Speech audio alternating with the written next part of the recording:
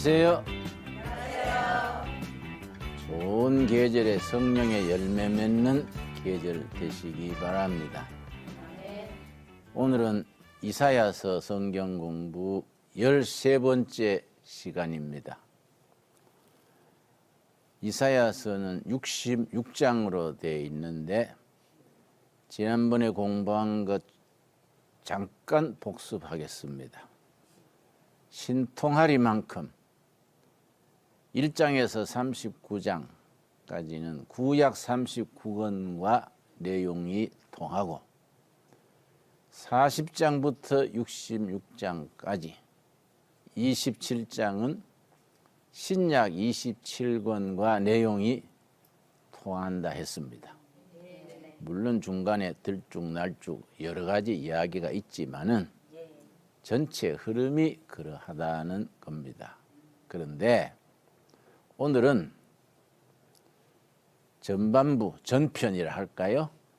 1장에서 39장까지를 이사야서의 전편, 40장에서 66장까지를 후편이라 할 수 있겠는데 성경학자들은 전편, 후편이 저자가 다르다, 다른 사람이 썼다 그러는데 나는 목회하는 사람이라서 그런지 그렇게 따지면 끝이 없고 하나님의 감동으로 한 사람이 쓰는 시기가 다르다, 저는 그렇게 간단하게 생각을 합니다. 성경을 자꾸 따지다 보면 남는 게 없어요.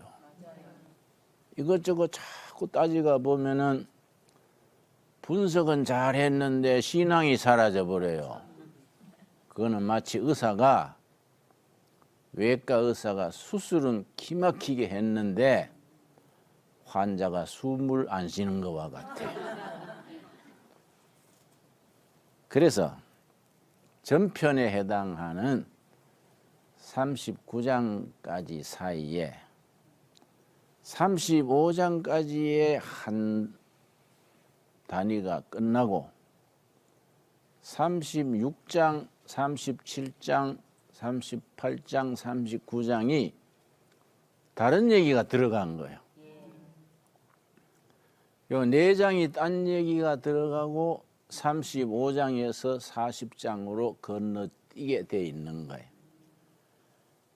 이사야 35장에서 40장 사이에 4장이 들어간 내용이 히스기야 왕의 이야기예요. 이거는 다른 두 이야기 속에 집어넣은 것과 같아. 그래서 36장, 37장, 38장, 39장이 오늘 공부하는 히스기야 왕의 이야기입니다. 36장 1절 한번 찾겠습니다. 자, 36장 1절. 히스기야 왕 40년에 아까 말씀드렸듯이 느닷없이 히스기야 왕이 이야기가 탁 들어가는 거예요. 그래서 히스기야 왕 14년에 방금 내가 40년에 읽었지요? 이게 다 나이 탓인 게요. 작년만 해도 안 그랬는데 여러분 늙지 말고 사세요. 자, 다시 읽습니다. 히스기야 왕 14년에 아수르 왕 산헤립이 올라와서 유다의 모든 견고한 성을 쳐서 취하니라. 아시리아 산헤립. 이 사람이 골치 아픈 사람이에요. 그 북쪽 이스라엘 집어삼키고 또 남유다도 자꾸 침공해가지고 예루살렘이 본성인데 지방에도 성이 여러 있을 거 아니에요. 한양성이 있으면 부산성, 전주성, 대전성 예를 들어 있을 거 아니야. 지방성을 막 함락시키고 예루살렘으로 밀려오는 거예요. 참 국가적인 재난이죠. 그때 왕이 히스기야라. 그 산헤립이 대군을 거느리고 밀려오니까 역사상에 등장한 제국 중에 가장 잔인한 제국으로 알려진 나라가 아시리아입니다. 아주 무자비하게 점령지를 사륙하고 포악한 정권이 아시리아인데 그 산헤립이 막 밀고 들어오는 거예요. 그러니까 히스기야는 뭐 유다는 작은 나라지요. 그때 하나님의 사람 선지자가 이사야예요. 그 이사야한테 왕이 사람을 보냈어요. 본래 선지자 혹은 예언자는 왜 세우셨느냐? 본래는 왕이 없었어요. 사사시대는 왕이 없었지 않습니까? 사사시대에서 왕이 세워지는 왕정시대 중간에 사무엘이라는 선지자가 있었습니다. 사무엘 기억하지요? 이 사무엘 시대가 사사시대에서 왕정시대로 넘어가는 전환기 혹은 과도기인데 그때 백성들이 사무엘 선지한테 하나님한테 말씀드려서 왕을 세워주십시오. 우리도 다른 나라처럼 왕을 세워야지 이거 안 되겠습니다. 그러니까 하나님이 왕을 세우는 걸 기뻐하지 않았어요.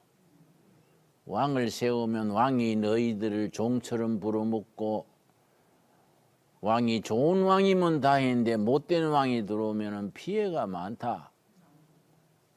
그 사무엘이 그랬더니 백성들이 아닙니다. 왕을 세워주십시오. 그래서 이제 왕이 시작됐는데 첫 번째 왕이 사울 왕이에요.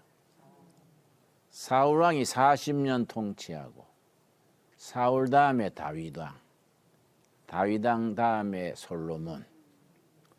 다윗 왕이 죽은 다음에 남북이 갈라진 거예요.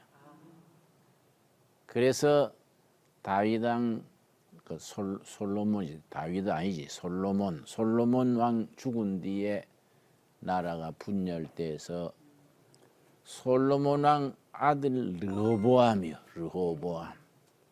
이 멍청한 아들이라.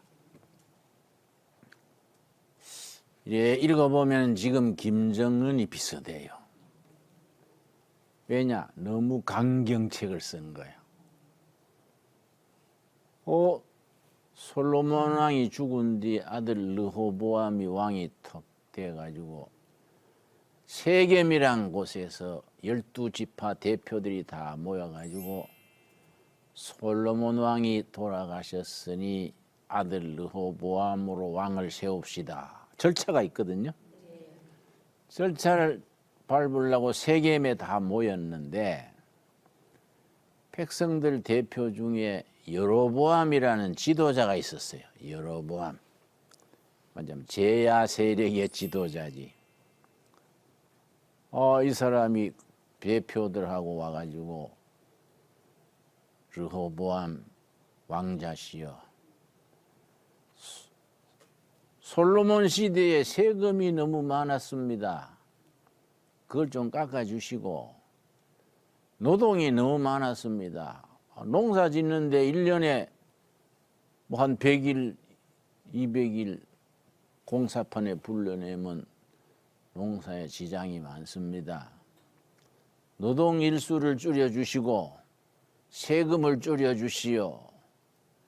그랬더니 솔로몬 아들 르호보암이 그래 3일간 생각할 테니 3일 뒤에 다시 오라 그랬단 말이에요. 세겜에서. 그래가지고서는 그러겠습니다. 돌아갔는데 르호보암이 아버지 때 모시던 나이 든 신하들을 불렀어. 백성들 대표들이 와가지고 세금을 깎아달라 그러고 노동 일수를 줄여달라 하는데 어떻게 하면 좋을까? 그랬더니 나이 든 사람이 지혜롭지요. 우리나라는 자꾸 노인들 대접을 잘 안 하는 나라예요. 그러면 젊은 사람들이 손해보지요. 노인들이 지혜를 젊은 사람들이 써야 되는데 너무 노인만 많아도 안 되지요. 뭐 장수 무대 만세처럼 노인만 득식을 해서 안 되지요. 그러나 노인들의 지혜를 젊은 사람들이 써먹을 줄 알아야 되지요. 노인들이 지혜롭게 가르친 거예요. 왕이시여, 그 받아들여 주십시오. 그러면 전 백성이 평생 왕을 받들 것입니다. 그러고 이제 물러갔어요. 자기 또래 젊은 친구들 또 모아가지고 백성들 대표들이 세금을 깎아달라 하고 노동 일수를 줄여달라 하는데 연세 많은 신하들 물어보니 그 말 들어줘야 모두 잘 받든다 합니다. 자네들 생각은 어떤가? 같은 또래들이에요. 그랬더니 젊은 친구들이 경험이 없으니까 혈기가 있는 거예요. 말도 아닙니다. 그래 하면 왕도 아니네요. 처음부터 세게 나가야 됩니다. 세금을 깎아달라면 더 올린다 그러고 노동이수를 깎아달라면 우리 아버지가 100일 했으면 나는 200일이다. 아버지 세금이 300만 원이면 나는 500만 원이다. 복종하려면 하고 말라면 내가 법으로 다스리겠다. 강경책을 쓰는 거예요. 그렇게 해야 됩니다. 이 젊은 르호보암이 자기 또래 젊은이들 말에 솔고대진 거예요. 3일 뒤에 대표들이 왔지요. 그 지도자가 여로보암이요. 그래, 지난번에 말씀드린 거 어떻게 됐습니까? 그러니까 젊은 친구들 의견대로 말한 거예요. 내가 우리 아버지보다는 훨씬 더 세게 나가겠다. 세금을 더 매기고 노동일수를 더 매기고 훨씬 더 나는 강경하게 하겠다. 내 새끼손가락이 아버지 허리보다 더 굵다. 그게 철없는 거지. 그러니까 북쪽 10지파가 그래요. 잘 묵고 잘 사시오. 10지파가 떨어져 나가버렸어. 그 지도자가 여로보암이요. 그게 북이스라엘이 된 거야. 우리나라 북한처럼. 남쪽에 2지파가 남았어요. 유다지파하고 베냐민지파. 2지파가 남유다가 된 거야. 그래서 르호보암의 어리석은 정치 때문에 남북이 갈라져가 서로 다투고 하다가 북쪽 이스라엘은 아시리한테 완전히 망해버렸어. 그리고 지금 이야기는 남유다가 또 아시리아 산헤립한테 공격을 받는 거예요. 이때 이제 하나님의 사람 이사야 예언자가 등장하는데 예언자를 하기도 하고 선지자를 하기도 하지요. 그런데 왜 하나님께서 선지자 제도를 왜 두셨느냐? 하나님은 왕 세우는 것을 기뻐하지 않으셨는데 백성들이 자꾸 요구하니까 왕을 세우면서 왕을 보충하고 견제하는 역할로 선지자를 세운 거예요. 그래서 왕 제도의 약점을 선지자가 보충해 주는 거예요. 왕이 잘못하면 하나님의 이름으로 꾸짖고 책망하고 충고하고 요즘 잘 쓰는 말로 컨설팅도 하고. 제사장은 백성을 대표해서 하나님께 아뢰는 직책이 제사장이야. 제사장은 그래서 승계가 되지. 아버지가 제사장이면 아들도 제사장. 왕도 아버지가 왕이면 아들이 왕이지요. 그런데 선지자 혹은 예언자는 아니에요. 하나님이 그때그때 임명하는 거예요. 하나님이. 선지자는 하나님의 뜻을 받들어서 하나님의 뜻을 백성들에게 왕에게 선포하는 거예요. 하나님 직속이지. 이거는 승계가 안 돼요. 하나님이 그때그때 불러내서 쓰시는 겁니다. 근데 출신도 가지각색이요. 아모스 들었지요? 저 국경집에서 조그마한 무화과 가수원 하던 사람이요. 농사꾼 아모스. 그런데 지금 등장하는 이사야는 왕족이에요. 왕족. 왕족 출신이니까 국제 정세에 밟고 문장도 수려하고 아주 왕들도 이사야의 말을 아주 경청을 했지요. 그래서 히스기야가 산헤립이 쳐들어와 가지고 지방성은 허물어뜨리고 예루살렘으로 확 포위하고 들어오니까 나라가 지금 뭐 바람 앞에 등불이지. 그러니까 이사야에게 사람을 보낸 거예요. 히스기야가. 하나님의 사람 이사야에게 가서 이 나라를 하나님이 좀 건져주시도록 가서 좀 부탁드려라. 그리고 히스기야 왕이 보낸 참모들 셋이 이사야를 찾아갔어요.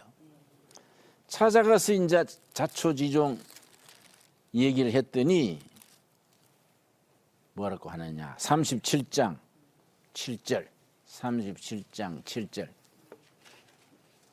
이사야가 히스기야한테 가서 전해라 하고 말하는 것이 37장 7절이요. 보라. 응? 자, 그 앞에 5절에 31장 5절에 그리하여 히스기야 왕의 신하들이 이사야에게 나아가매. 이 말 이해하셨지요? 네. 신하 3명이 이제 이사야 찾아간 거예요. 그 앞에 3명 이름까지 다 나오지만은 우리가 그 사람들 이름까지 알 거 없잖아요. 응? 3명이 찾아가서 히스기야 왕께서 지금 다급한지라 우리를 보냈습니다.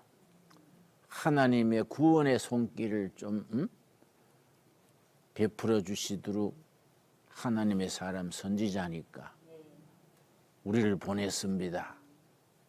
그랬더니 7절이 나오는 거예요. 7절. 보라, 내가 영을 그의 속에 두리니 그는 산헤립이요. 이 산헤립이 오만방자하게 그 앞에 절에 나오는데 36장 중반부터 37장까지 너희들이 뭐 여호와 하나님 믿는다고 그런 지푸라기 같은 신 믿지 말고 항복하든지 망하든지 선택해라. 여호와가 무슨 그런 신 믿느니 성문을 열고 항복하라.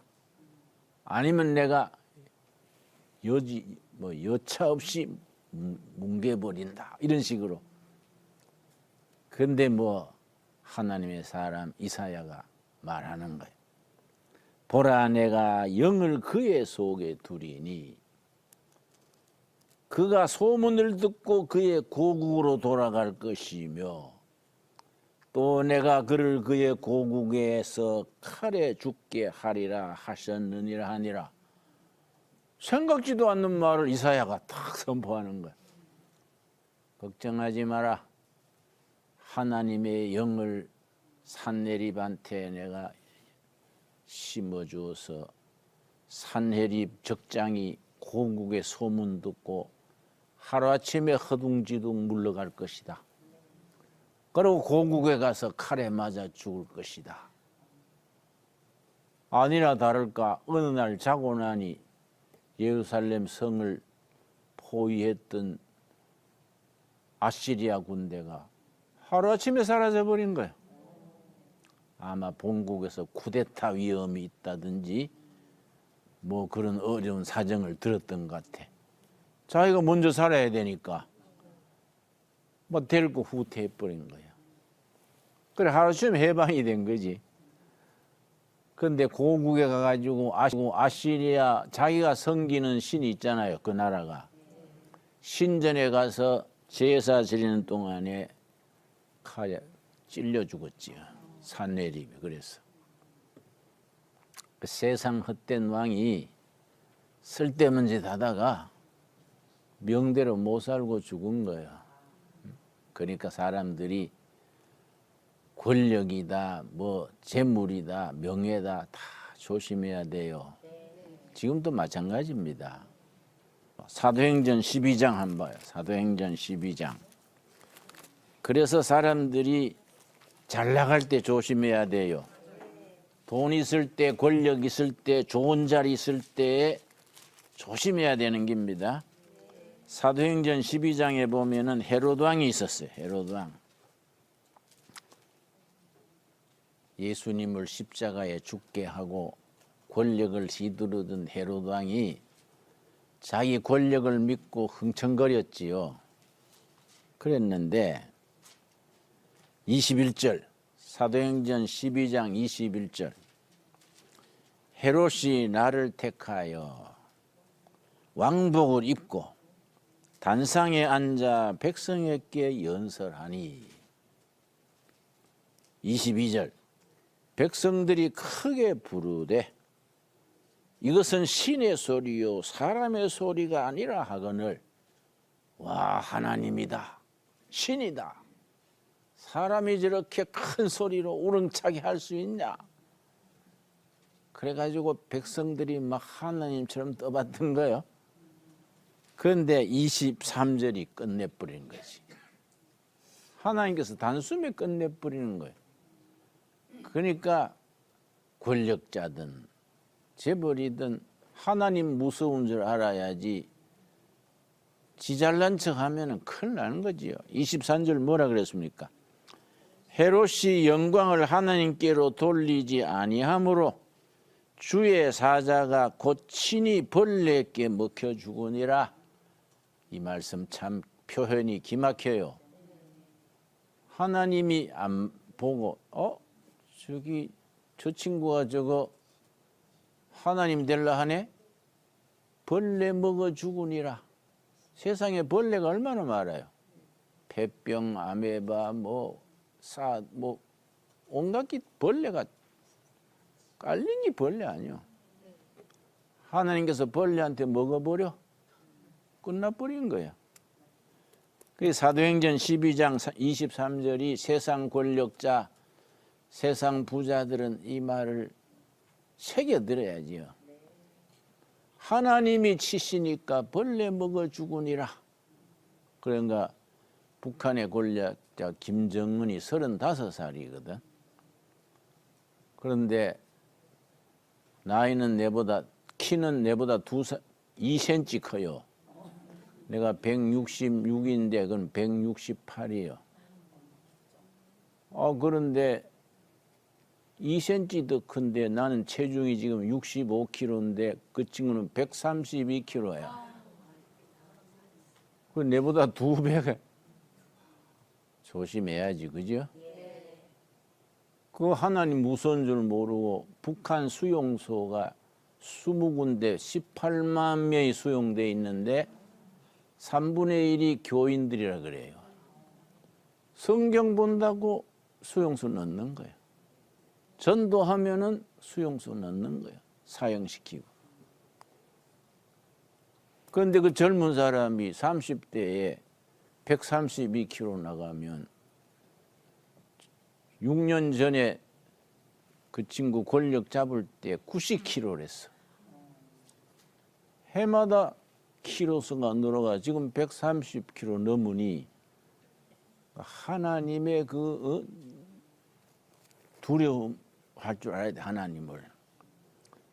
구약 성경이 우리에게 주시는 교훈이 이런 깊이가 있는 거예요.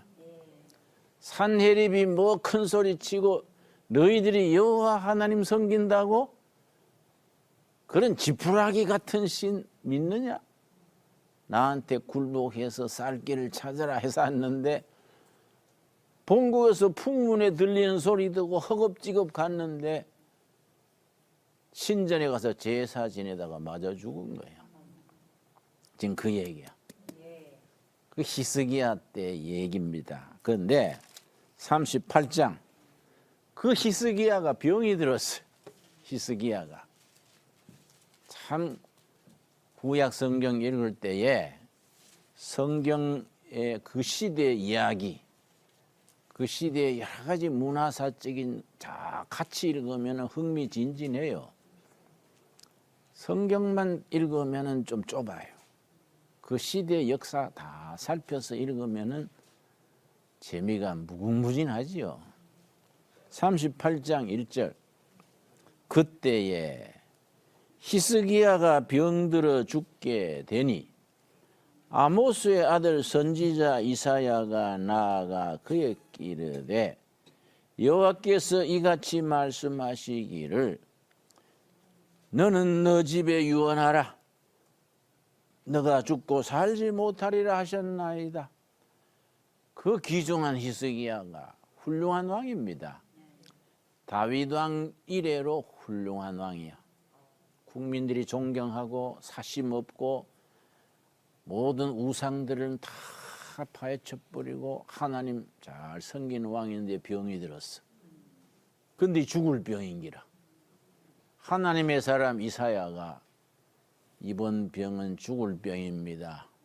유언을 하시고 후계자 세우고 하세요. 하나님이 죽는 걸로 선포해 놓은 거예요. 한 나라의 왕이 죽는 게 뭐 쉬우십니까? 빨리 정리하세요. 히스기야가 잘했어. 이걸 영적이라 그래. 영적이란 건 이런 거예요. 2절이 히스기야가 영적으로 대한 겁니다. 히스기야가 얼굴을 벽으로 향하고 여호와께 기도하여. 히스기야가 뭐 했다고요? 기도. 뭐 신하들 불러가지고 새로 나온 약 없냐? 좋은 의원이 없냐? 외국에 수입하더라도 해봐라. 뭐 이럴 거 아니야?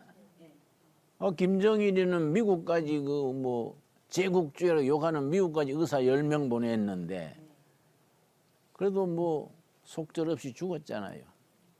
그런데 히스기야는 그래 안 했어. 딱 벽을 향해 앉아가 눈물로 기도하는 겁니다. 요 벽이란 말이 중요해요. 벽. 죽음이라는 벽이야. 죽음. 그래서 2차 대전 이후에 2차 대전 때에 기독교 국가들끼리 전쟁해가지고 몇 천만이 죽었잖아요. 독일도 기독교 국가고 영국도 기독교 국가고 미국도 기독교 국가인데 러시아까지 다 기독교 국가들이 전쟁해가지고 수천만이 죽었지 않습니까? 그 2차 대전을 비극을 겪으면서 사람들이 정신이 번쩍 드는 거예요. 야, 이거 우리가 하나님 없이 산다고 생각한 게 잘못이다. 그래서 하나님 찾는 운동이 2차 대전 후에 일어났는데 새로운 철학이 일어났어요. 실존주의 철학 그래요. 실존주의 철학자들이 예를 들어서 덴마크의 키엘케골, 독일의 야스퍼스, 프랑스의 마르셀 이런 실존주의 철학자들이 야 인간끼리 무한정 발전할 수 있을 걸 오해했다. 인간이란 건 이거는 모순이고 이거는 불합리하고 골치 아프다. 하나님 없는 세상은 큰일 나겠다. 그래서 실존주의 철학자들이 용어를 하나 썼어요. 한계상화. 인간이 인간으로서 도저히 넘을 수 없는 벽을 한계상화한 거였어요. 그 영어로는 바운더리 시츄에이션. 바운더리는 국경할 때 바운더리, 경계선. 시츄에이션은 상황이에요. 그 실존주의 철학자들이 한계상황, 바운더리 시츄에이션. 인간이 인간으로서 도저히 넘을 수 없는 벽. 그걸 5가지를 집었어요. 5가지. 첫째는 생로병사. 나서 늙어 병들어 죽는다. 누가 그걸 막겠어요? 두 번째, 인간은 고독하다. 고독에서 결혼했는데 마누라는 옆에 콜골골 자는데 남자는 고독한 거야. 자식 낳아가지고 위로받았는데 고등학교 졸업하고 대학 가고 나니 뭐 엄마는 우울증 걸려. 인간은 고독하다. 이건 누구도 벗어날 수 없다. 독일 사람들은 그걸 아주 문장으로 딱 아인잠카이트 고독이란 말이야. 이스트 마인의 하이마트. 하이마트는 고향이야. 고독이 나의 고향이로다. 누구도 고독을 피할 수 없다. 그게 한계 상황이다. 그래서 아인잠카이트 이스트 마인의 하이마트. 고독이 우리의 고향이다. 세 번째를 뭘 들었냐? 인간은 투쟁한다. The man is war. 인간은 전쟁이다. 야. 투쟁한다. 야. 이건 피할 수 없다 이거지. 전쟁이 나야 전쟁이 아니다 이거지. 살아가는 게 전쟁이다 이거. 네 번째는 인간은 방황한다. 다섯 번째가 아주 이거는 중요하지요. 인간은 죄를 짓는다. 인간은 숨쉬고 사는 한 죄 짓는다. 실존주의 철학자들이 그걸 한계상황. 인간이 죄를 짓고 사는 것은 피할 수 없는 한계상황이다. 다만 하나님 앞에 무릎 꿇고 회개함으로 용서받는 거이지 죄를 피할 수 있는 인간은 없다. 이 한계상황. 인간이 넘을 수 없는 벽이에요. 그런데 히스기야가 죽음의 벽을 마주했잖아요. 이사야 선지를 통해서 이번에 왕이 죽을 병입니다. 다 정리하시고 후계자 세우시고 하세요. 그랬더니 아까 말씀드린 것처럼 죽음이라는 벽, 한계 상황 앞에 탁 앉아가지고 세상 방법 찾은 게 아니지. 꿇어엎드려서 통곡하며 기도하는 거예요. 하나님, 내 죽는 거는 좋습니다만 이 백성 어쩔까요? 아시리아는 시시 때때로 나라를 삼키려고 기회를 노리고 있고 백성들은 어리고 이거 어쩌면 좋을까요? 울면서 기도한 거예요. 그게 3절이요. 3절. 이르되 여호와여 구하오니 기도하오니 내가 주 앞에서 진실과 전심으로 행하여 주의 목전에서 선하게 행한 것을 기억하옵소서 하고 히스기야가 심히 통곡하면서 기도한 겁니다. 그런데 이런 말이 있어요. 하나님은 눈물에 약하시다. 답답한 일이 있을 때 울어버려. 하나님 내 웁니다. 골방에서나 성전에 가서나 통곡하면서 우는 거예요. 하나님 내 죽는 건 좋습니다. 이 백성 어쩌면 좋겠습니까? 내가 잘하지는 못했지만은 정직하게 열심히 하려 했던 거 살펴주십시오 하고 통곡하면서 울었는데 하나님께서 그 눈물의 기도를 기특하게 보신 거예요. 그래서 어떻게 했냐? 4절. 이에 여호와의 말씀이 이사야에게 임하여 이르시되 하나님이 세우신 선지자 왕의 제도를 보충하려고 하나님이 세운 사람이라 했지요? 이사야에게 하나님께서 왕 히스기야에게 가서 말해라. 기특하다. 통곡하면서 회개하며 기도하는 게 기특하다.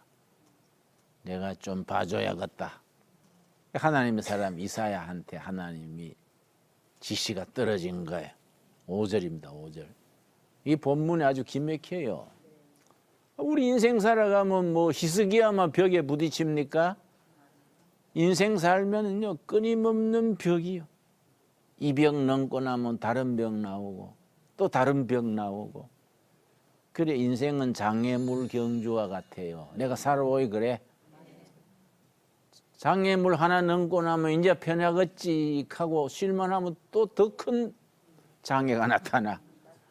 허둥지둥 또 뭐 엉기고 나면 이제 편하겠지 하면 또 멀쩡하던 남편이 말썽 피우네. 여러분 그건 알지요? 모든 남편은 속색입니다. 자기 남편만 골치 아픈 줄 알면 안 돼요. 모든 남편은 속색입니다. 그건 원칙이에요, 원칙. 그래 아들이 둘이고 남편이 하나면 아들 셋이라 생각하면 돼요. 남편이라는 아들이 제일 속색이는 아들이. 그래 알고 살아야지 뭐 회사 같으면 인사이동하면 되지요. 바꾸면 되지만은 부부는 안 그렇잖아요. 아 히스기야가 사람이 됐다. 통곡하면서 회개하면서 기도하니 내가 봐줘야겠다. 이사야 선지한테 하나님의 명이 떨어진 거예요. 그래서 그게 5절이죠. 5절. 너는 가서 히스기야에게 이르기를 너 조상 다윗의 하나님 여호와께서 이같이 말씀하시기를 내가 너 기도를 들었고 너 눈물을 보았노라. 내가 너 수한에 15년을 더하고. 아 멋있는 말씀이요. 내가 너 기도를 들었고 너 눈물을 보았노라. 이게 뭐 해결책이지요. 세상에 약이 없는데 약이 한 가지요. 하나님 앞에 통곡하면서 기도하는 거예요. 그래 누가 우리 교인 중에 목사님지가 무슨 병인데 약이 없대요. 그래서 그럼 마지막 약이 하나 남았지. 뭐예요? 두레마을에 그런 무슨 약초가 있었어요? 두레마을에 있는 게 아니라 하나님한테 있지. 무슨 약인데요? 신약 구약이 있지. 뭐 약이잖아요. 신약 구약. 세상에 약 없다 그러지 말어. 히스기야는 병들어 죽게 결정돼 있었는데 통곡하면서 벽 앞에서 인간이 넘을 수 없는 벽. 아까 실존 철학에서 뭐라 한다고요? 한계 상황. 그 벽 앞에서 눈물로 기도하니까 내가 너 기도를 들었고 너 눈물을 보았노라. 생명을 몇 년 연장해 줬습니까? 15년. 15년이면 뭐 대박이지. 15년. 15년을 연장해 준 거예요. 이 살아계신 하나님의 역사지요. 옛날에 흘러간 얘기가 아니다 이거야. 지금 우리한테도 그대로 살아있는 말씀입니다. 부부 문제, 가정 문제, 자식 문제, 무슨 문제든지 있으면 벽 앞에서 통곡하면서 기도하는 거예요. 그러면 이사야 선지를 통해서 히스기야에게 베푸신 은혜, 내가 너 기도를 들었고 너 눈물을 보았노라. 하나님 응답하시는 거예요. 15년을 더 연장해 주었다. 그런데 뒤처리가 간단해요. 그걸 전달해주고 이사야가 가가지고 히스기야한테 그렇게 하고서는 무화과 열매를 가져와라. 그 무화과 열매가 치료하는 힘이 있어요. 이 몸에 고름 빼내는 힘이 있어. 옛날 우리 조고약을 아시? 조고약 어릴 때 종기에 이거 뿌리 내리는 고름 나는데 무화과 열매를 잘 익은 무화과를 갖다 붙인 거예요. 간단하잖아요. 붙였더니 무화과 열매가 그 악성 종기 같아요. 싹 빨아내가 나서 버리는 거예요. 한 왕이 죽을 줄 알았는데 그것이 간단해. 그 나라는 천지가 무화과인데 우리나라 감나무 많듯이 무화과가 그렇게 많은데 그거 잘 익은 거 갖다 붙였더니 싹 뽑아내가지고 고쳐진 거예요. 그러니까 하나님이 처방은 간단하지. 그러니까 하나님 앞에 못된 짓 하면은 사도행전 12장에 있듯이 하나님이 친히 벌레 먹어 죽으니라. 실감 나는 말이지요. 하나님이 자비를 베푸시니까 무화과 열매 가지고 죽을 병이 사는 거예요. 우리는 인생사노라면은 이런 벽 저런 벽 이런 시련 저런 시련 있을지라도 그때마다 허둥지둥하지 말고 벽 앞에서 히스기야처럼 기도로 응답받는 우리가 될 수 있기 바랍니다. 오늘 여기까지. 감사합니다.